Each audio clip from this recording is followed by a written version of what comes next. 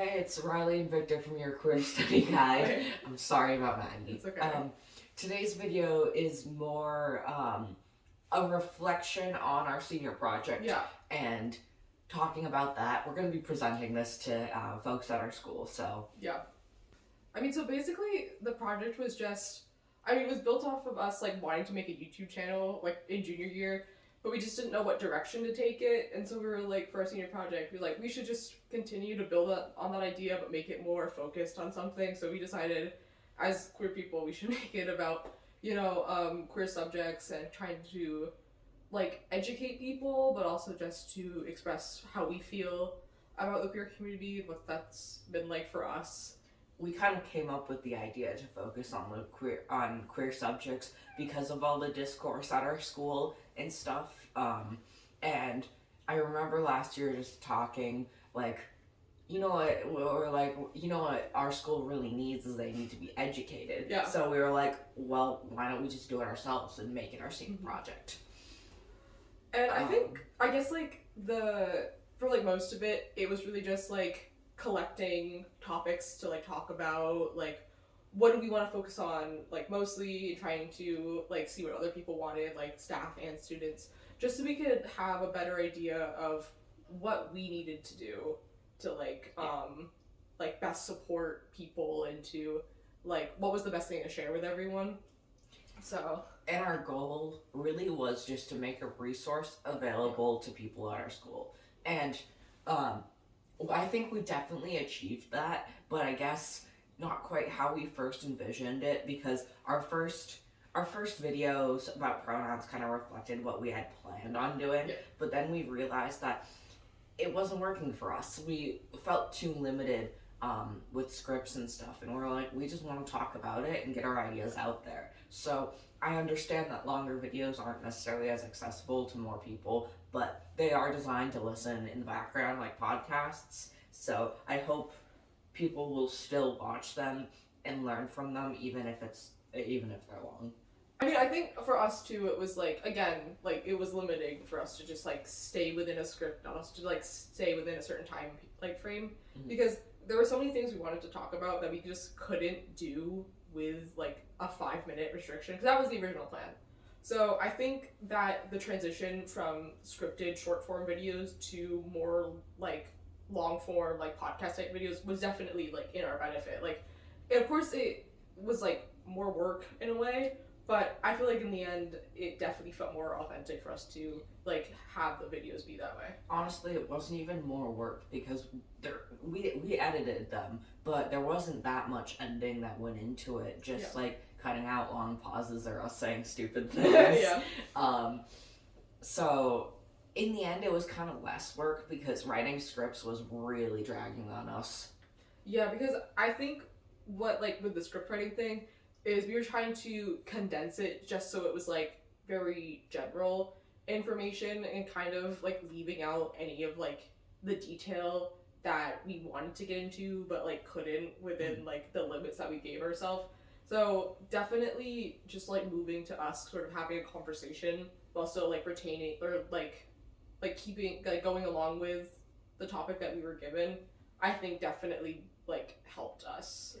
I think it kind of fit our plan better too, because we wanted a resource out there of queer people's opinions and thoughts on these subjects, and doing an informational style video really wasn't doing that, because we were putting things out there as facts when that wasn't necessarily true. We just wanted to give advice and give our own thoughts. Yeah, and the reason we're called Your Queer Study Guide is because we're just giving people ideas, and then the goal with it is for them to take what we say and build off of it, do your own research and to sort of use our videos as a foundation for further learning and education for yourself and also for other people. Yeah.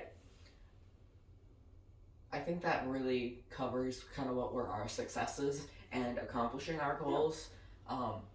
We also kind of talked about obstacles with the switching of the style of video we were making. Other obstacles we faced were just technical issues, like getting the videos off of our phones onto our computers for various reasons, including, my phone's charger port does not work, and none of the USB ports on Riley's laptop Yeah. work.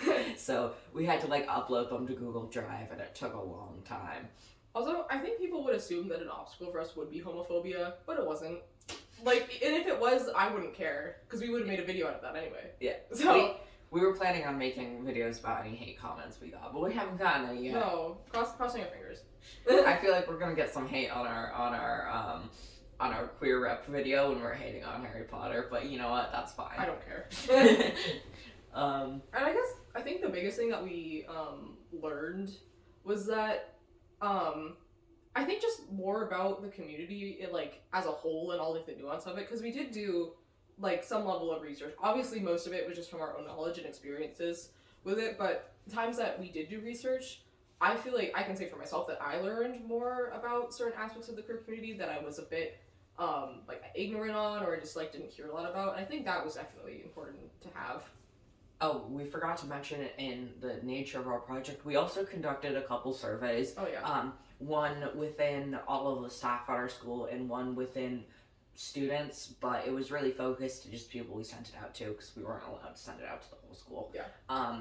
So I think what I learned was a lot about people's opinions through that survey.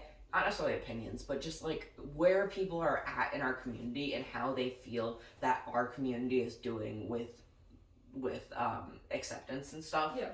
And then also learning about like how to be a YouTuber and what that's like and what goes into it and how a lot goes into it, but also nothing at all. Well, I mean, yeah, I've always been like really interested in YouTube, especially like not just like the creator side of it, but like what is it like to have that as your profession.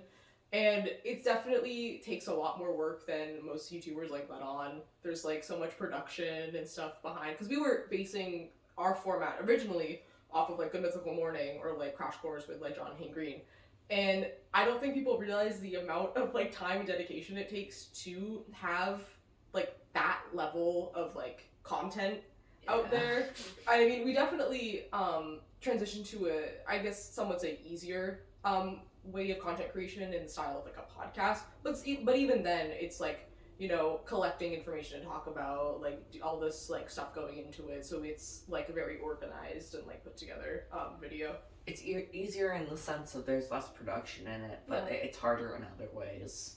Yeah. But I hope you guys check out our channel and enjoy our videos. Yeah, I mean, maybe there'll be more over the summer, we don't know, but yeah, I hope you enjoy the content that we put up, because we enjoyed making it, so yeah, it was really fun for us.